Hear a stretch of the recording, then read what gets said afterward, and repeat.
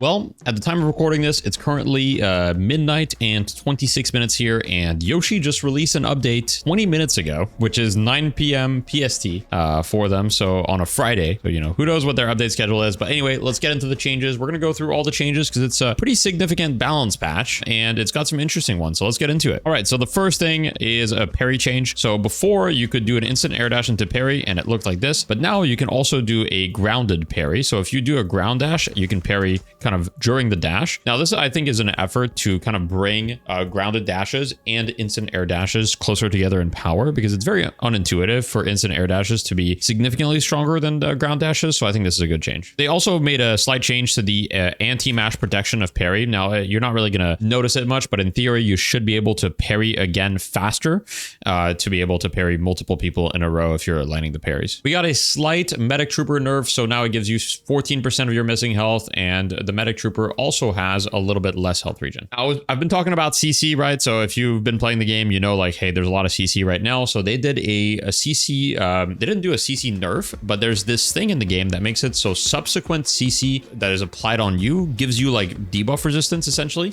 So for example, let's say you get Infernus ulted, right? And then right after the Infernus ult, you get hit by a Moe and Krill combo. The first instance gives you 10% extra debuff resistance, and then the second instance gave you 30%, and now it's 15 and 35. Essentially, what this means is that if you're getting chain stunned, it shouldn't be as bad. All right, so we're gonna go through all the changes for the items, and let me know if this is a accurate amount of detail, if you guys want me to go more in depth. So the first thing that we got changed is Recharging Rush got nerfed by 4 seconds, so it went from 20 seconds to 24 seconds. Now this item was really, really powerful on a lot of heroes, including Lash, my beloved. So I'm not too surprised to see a slight nerf. I think especially to the passive. The stats themselves aren't that crazy, but how often you were getting charges on your abilities back was kind of insane, so a slight nerf makes sense. Titanic Magazine surprisingly got a buff. Now obviously some people swear by this item, other people never buy it. It's this item that I think is already quite good on paper, but now plus 100% max ammo is kind of crazy. So it went from 90% to 112 to 14 weapon damage, so just a slight buff, but the item should be really good. It already was really good depending on your hero, so yeah. Now Express Shot got a slight buff, I believe only for the secondary fire. So the secondary fire is now 35%, sorry, is now 40% instead of 35%, and it grows slightly more per boon.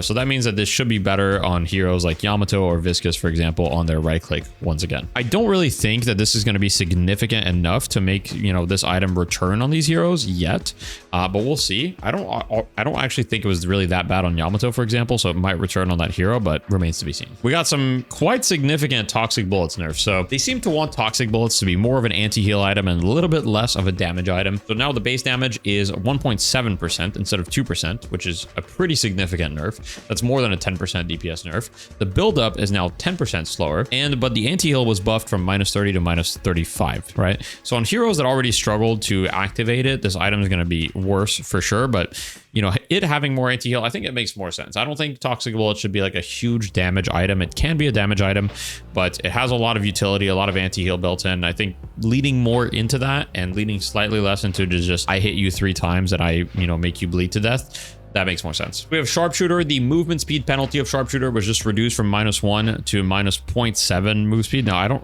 really know how they arrived at this 0.7 move speed. It just seems kind of random to not make it like 0.5, for example. But I guess they wanted to buff Sharpshooter ever so slightly, but didn't feel confident in buffing more, so that's what they did. Volta's Sacrifice got a buff, which is something that we haven't been able to say for a while. I think this item's been nerfed like 10 times in a row, but finally it got a buff. And what they buffed is the amount of bonus souls you get from the active.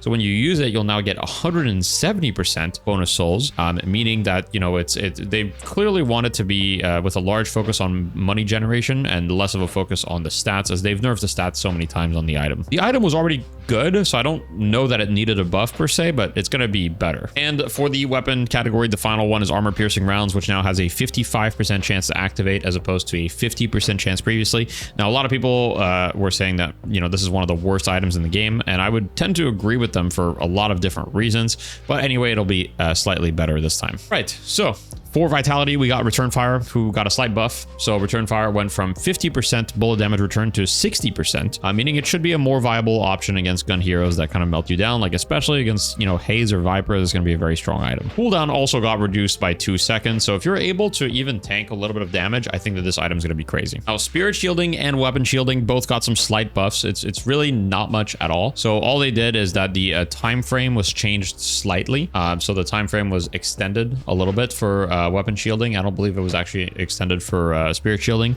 What that means is that it should be more easy to activate it. On top of that, they made it so the barrier duration increased by 1 second, and you get slightly more move speed during it. So I think these items were a little weak, and I'd be inclined to agree. I think they have their place, but a lot of the time people were just buying reactive barrier, so this should make these items slightly more attractive. Now, surprisingly, Plated Armor got a buff. It got plus 30 health. So, you know, not a huge buff, but definitely matters. The item was already really good, especially against heroes that rely on hits to do damage. So now the item should be incredible. So we got some egg changes. You know, I love me a good egg. So the souls required for permanent buffs have been reduced from 150 to 100, which that part is a buff. However, it now only gives permanent buffs for actual accrued souls, not counting the initial 400. So what that means is that you can't just buy the egg, sell the egg, buy the egg, sell the egg, buy the egg, sell the egg, and just print a ton of permanent buffs later in the game when you're slot locked. Decay got an extremely small nerf to its spirit scaling. Now, Silence Wave, which is an item that I've talked about a lot, Silence Wave got hit really hard. So the damage reduced by 25, scaling from 1.0 to 0.7. And on top of that, the cooldown went from 30 to 42, meaning that Silence Wave cooldown basically matches Dispel Magic now. Dispel Magic is 40 seconds, so Silence Wave is actually a slightly longer cooldown than Dispel Magic. Echo Shard cooldown was also increased by 5 seconds, and there was a bug fix with Lightning Scroll, which was essentially it wasn't working as intended against this debuff resist, making it so debuff resist actually made the stun go off faster. But that's been fixed. Well, it's time to get into the heroes, and with the first hero, we've got Bebop, my least favorite hero. Oh, well, one of them anyway. But I do agree Bebop needed some changes. So the first thing is weapon windup time was reduced from 0.5 to 0.3. So as you can see, your weapon starts shooting like way faster. It's actually extremely noticeable. And then on top of that, the right click is also way faster. So when you right click with Bebop, you can shoot like almost instantly. The windup time is very, very small. Sticky Bomb can be self-cast again, as can be seen here.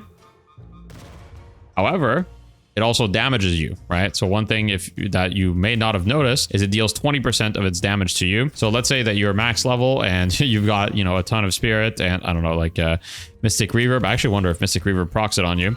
Let's say I just cast it on myself with all these items, and all of a sudden, you know, I take 75 damage. I mean, the bomb doesn't do much damage yet because I don't have a lot of stacks, but they made it so you have a little bit of a kind of suicide bomber type vibe with this. The sticky bomb radius was nerfed by 2 meters to compensate, and the hook now does melee damage. It's light melee damage, meaning it'll apply items, but it's not heavy melee. Billy actually got some buffs, and the buffs that he got are minus 3 second charge time on his max bash down instead of minus 2, which is a slight buff, and Max Rising Ram now deals 10% max health damage instead of 8%. So I don't think these are going to change a ton, but it's definitely nice quality of life changes. Like Billy's going to be slightly stronger, especially later in the game. All right, Celeste got some really significant changes. So first of all, the base health of Celeste is now 700 instead of 790, and her health per boon is now 45 instead of 47. However, she no longer has negative bullet resistance. So previously, you know, she had minus, I believe it was minus 8% bullet resistance. Now she has 0. On top of that, though, her gun damage got nerfed. So now it's her base gun damage is 18 once again instead of 22. She got a little bit of gun growth to kind of like bring that back, but her fire rate, which is called base cycle time, also got nerfed, which overall means that, you know, Celeste's gun should really not be a super viable build. You can still build around maxing your 1 for sure, and like Spell Slinger is still going to be really good, but we were seeing some Celeste go for like early gun with like active reload, etc. I think that that's going to be significantly worse, but you know, obviously remains to be seen. It'll definitely still be playable, but numbers wise, it got hurt a lot. On top of that, a lot of her kind of base damage got reworked, so she got better scaling on Light Eater, but the base damage is significantly worse, so it's worse by 5. And on top of that, I believe that Dazzling Trick kind of did a similar thing. So she had 120 barrier, now it's 100, and then on top of that, the tier 2 now gives plus 80 instead of plus plus 100. But the only thing from Celeste that got buffed is her ult and Radiant Daggers. So the Radiant Daggers max AP got buffed very, very slightly. It now gives 9% stack, 9% fire rate per stack. And on the Shining Wonder, I believe that the only buff was that the base damage is a little bit higher from 105 to 120, and the scaling is from 0.63 to 0.73, meaning the ult is going to be doing a little bit more damage. I'm not really a big fan of them buffing the Celeste ult. I think that in general, this kind of like showcases the least skillful way to play Celeste, and it's also the most frustrating playstyle for Celeste at lower ranks, especially. A lot of people complain about the Celeste ult. I don't know how you guys feel about it, but let me know in the comments. So Doorman got a change that's interesting, which has luggage cart no longer stuns enemies, just immobilizes movement, controls them. This means you can use Dispel Magic to get off, but I've been trying to use Dispel Magic to get off the cart for the past 2 minutes in the sandbox, and I just have not been able to, right? Like, so if I just make Mimic and I use this, it doesn't seem to do anything. So I'm not entirely sure what that's about. It might just be a bug, but anyway, like from what I'm reading, you should be able to use Dispel Magic to get off the Doorman cart now. I think that they intended this as kind of a counterplay to getting, just kidnapped and put in the enemy spawn via a cart. If you could press Dispel Magic to remove that, that'd be nice. But it's not working for me right now. So maybe it's bugged since the patch just released, but we'll see. So Dynamo Quantum Entanglement went from 16 seconds to 19-second base cooldown. That's the only change that he got. I think it's a good change. Quantum Entanglement spam was a little ridiculous, especially if you had, CDR. It was just kind of ending up like where you just had Quantum Entanglement literally permanently. And now, even with this change, even if you just have superior cooldown, it's still just a 10-second cooldown. So I think Dynamo mains can survive this one. So Great Talon now gains more spirit per boon from 1.1 to 1.6, meaning he's just going to have more spirit at the end of the game a little bit. On top of that, the charge shot channeling move speed is a little bit faster. So when you're channeling this, you move slightly faster. You can't really tell because you still move like a snail, but it's 1.3 meters to 1.5, so a 0.2 meter buff. And Guided Owl got some interesting changes. Basically, it can move faster at max speed, and it's also slower at base speeds, meaning you can kind of maneuver a little bit better around these tight turns, or at least in theory. And then when you accelerate, you should be a little bit faster. And the duration is also slightly longer by 2 seconds. So it feels pretty good to maneuver right now. Finally, we're getting to Haze. So Haze, one of the most disliked characters of the previous patch. Well, her max AP for her ult got changed, much as many of us predicted. So no longer +1 target. That should pretty much, seal the deal when it comes to the ult build. It shouldn't be anywhere near as strong just because it won't hit as many targets. So even if you have Ricochet, before it was just an insane amount of damage. Now you should be able to, as a team, perhaps tank it, especially with the return fire buff. There should definitely be a lot more counterplay to it now. Other than that, Haze got some other changes, of course. Like, for example, now you can Sleep Dagger without getting out of Zoom. The spirit scaling of Sleep Dagger got increased a little bit. The Sleep Dagger tier 2 got a slight buff. It's from -15 to -17 second cooldown. The tier 3 duration also got a buff. The tier 3 slow duration also got a buff. Smoke Bomb spirit scaling got a buff, so it's easier to get more duration on it. The Smoke Bomb tier 3 spirit lifesteal got a buff. Fixation also got a buff. However, the tier 3 fixation got nerfed in exchange, right? So base fixation is stronger, tier 3 is worse. Another change that I didn't mention about her ult is you actually cannot slide anymore in her ult. So you can't do the thing where you would, go on a stair and then you would just pop your ult and then slide, which I actually kind of thought was cool tech about the character. So I'm a little bit bummed that they removed that. That might be a little more than what was necessary, but whatever it takes to kill ult Haze is fine by me. On top of that, one last change they did with the ult is that apparently it's now a cone around, meaning that you don't target the entire area around you. Apparently it's related to where you're aiming. Let me see if I can showcase that real quick. As you can see, you see the cone when I'm doing it. So it's not like everyone, so I have to aim in a general direction. I can't just hit every single person. So I think that they nerfed so many things about Hazel that it might not be very good anymore, but honestly, we'll see. But yeah, this seems like a very, very, very harsh, nerf to Hazel. I think Hazel has been taken out back, and we definitely won't be seeing any problems with Haze's ulting entire teams in the nearby future. For Holliday, all it says is various improvements to her gun. To the feel of her gun, but what exactly does that mean? I don't know, but I'm shooting her gun and it's making it in the video because it's midnight and I'm tired and you guys get to see this. So Kelvin got a slap on the wrist. Essentially, the grenade scaling got nerfed by 0.1 for both the healing spirits. Actually, only the healing spirit scaling got nerfed by 0.1 on both the base and the max tier 3 ability. So very, very slight nerfs to Kelvin's healing. Similarly to Kelvin's slap on the wrist, Geist also got a slap on the wrist. She got 5 seconds on Soul Exchange. and she got a very slight weapon bullet damage nerf. So her base bullet damage is now 20.7 instead of 21.94, meaning her gun is worse early. She got a slight scaling change for it, meaning her gun scales slightly better, but her base damage is significantly worse. McGinnis got some changes. Bullet damage was increased from 6.2 to 6.4 with slightly better scaling, so McGinnis's gun should do a little bit more damage now. On top of that, spectral wall duration now lasts an extra 0.5 seconds, so it's 6 seconds instead of 5.5. And there's more segments to the wall, meaning the wall is a little bit more massive, so it should be able to block bigger areas. As you can see, there's 8 segments now instead of the previous 7. Mirage was incredibly powerful. So what did he get? Well, he got a couple slaps on the wrist. We'll see if it's enough though. So the Scarab's health steal per second was reduced from 9 to 8, which is a significant nerf. And the spirit scaling also got nerfed from 0.12 to 0.1, which is also significant, but we'll see if it's quite enough. On top of that, Jin's Mark spirit scaling got nerfed from 0.38 to 0.35. So overall, very slight nerfs. I'm not sure if it's going to be enough, but a lot of the times with these heroes, all it takes is a little bit. Now, Paradox got some very slight changes, but mostly a big buff to her gun from 6.4 base damage to 6.8. which is nothing, you know, it's not crazy or anything, but she also got a little bit of boon growth. So I believe that ends up being like something like a 7% buff to her gun, which should be enough to make her gun feel a lot better than it did. On top of that, the wall is now slightly bigger. So just placing the wall down, it's slightly wider and slightly taller.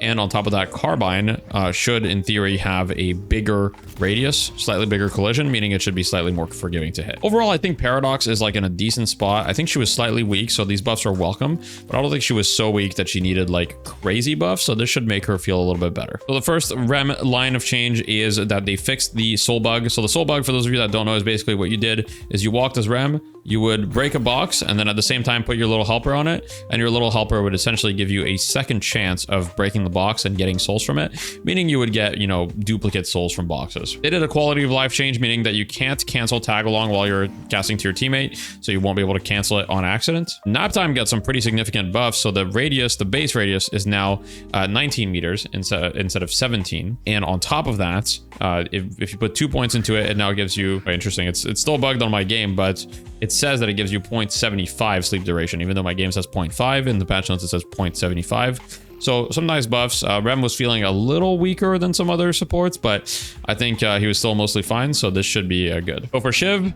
one bug that they fixed is that they fixed Rage not building against barriers. Now, this was actually a bug for so long that I kind of can't believe that they just now fixed it. But for those of you that didn't know, like Rage didn't build against barriers, and it's been that way for I don't know how long. And so if you like, if someone had, I don't know, like a Diviner's Kevlar or like Spirit Shielding or Reactive, and you were shooting them, you just didn't build anything. Similarly, if you were playing against Paige, it just felt awful because you were trying to build Rage, but you know, Shave would just, Paige would just shield someone and you wouldn't get any Rage. Now it seems Venator, they're a little bit afraid to nerf him. So all they did is they nerfed the base trap. Okay, so the base trap got 2 nerfs. The cooldown is now 28 seconds. And on top of that, they made it so the base duration is 1.25 seconds of the immobilize rather than 1.5. However, if you put 2 points into the trap, you get everything back, right? So it's not actually nerfed once you have max AP, but it's just they want you to invest points to get the same value. So overall, when he has 2 points in trap, it's the same hero as before, but the base abilities are weaker. Now, Victor got a lot of changes. So he got the bullet, his bullet damage went from 12 to 13. So a slight buff to his bullet damage. His bullet damage was already really good, by the way. So now Gun Victor might start to become a thing pretty quickly. The Jumpstart tier 2 is now plus 70 instead of plus 50. Aura of Suffering now builds up over 8 seconds instead of 6, so it takes a little bit longer. Aura of Suffering tier 1 slow now also affects dashes. Right, so this is actually a huge deal because movement slows are not anywhere near as good as dash slows, because a lot of the time in Deadlock you're moving around with dashes, right? So you're doing instant air dashes or you're just dashing around. So having dash slows is super valuable. The Aura of Suffering, both minimum and maximum DPS got increased by 10 and 20% respectively. And Shocking Reanimation now applies a heavy diminishing slow when you die. It's kind of difficult to test by myself alone, but you know, just imagine someone walking away very slowly. Another quality of life change for Vyper. You know, she can now throw a dagger without escaping the zoom. The charge time for Screw Jab Dagger has been taken from 4.5 to 4 seconds, which is a buff. Sliding uphill now allows allows for lateral movement, which, you know, might not be super visible, but essentially it just feels better when I'm sliding uphill. It feels like I have more control over my character. And the slither slide distance has now been increased from 10 to 15%. And lastly, Yamato has a bug fix where power slash hits through veils. All right, guys, that's it for the update. You know, hope you enjoyed the quick video in a hurry, and I hope you guys have a wonderful night. You know, I'll be on vacation kind of this coming week, but we're still going to have some videos come out, and I'm still going to be streaming a little bit. So if you want to stop by and say hi, you're always welcome. And thank you for your support. Have a good one.